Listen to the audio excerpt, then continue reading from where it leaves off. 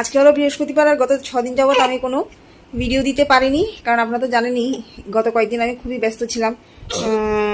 কারণ আমাদের অসহজ যেহেতু চলে গেছে, তার আগে প্রচুর কাজ থাকে। শনিবার দিনও প্রচণ্ড ব্যস্ত ছিলাম, রবিবার দিনও প্রচণ্ড ব্যস্ত যে কি বলবো, এত কাজ। তারপর সোমবার দিন তো আমাদের অনুষ্ঠান ছিল, তারপর দিন অনুষ্ঠানের পর দিন কি অবস্থা থাকে আপনারা সবাই জানেন।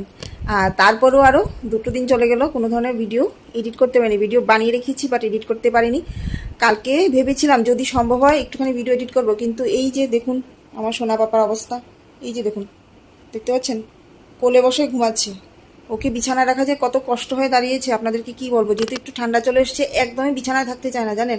এখন বসেছিলাম ভিডিও এডিট করতে, কান্নাকাটি শুরু করেছে। তারপরে এই যে দেখুন এখন কোলে নিয়ে বসেছি, ভিডিও এডিট করছি। ঠিক আছে, তো আশা করছি কালকে লং ভিডিও আসবে এবং আপনাদের খুব ভালো লাগবে। পাশে থাকুন, সঙ্গে থাকুন। টাটা।